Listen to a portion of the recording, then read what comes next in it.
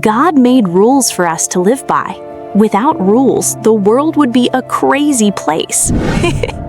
Tomato seeds would make sweet corn, banana trees would grow strawberries, and women might have baby puppies. Rules help keep order and show us the best way to live. What are some rules in your home? Why are they good? Name a rule in your home or school. What would happen if no one had made the rule, or if no one followed it?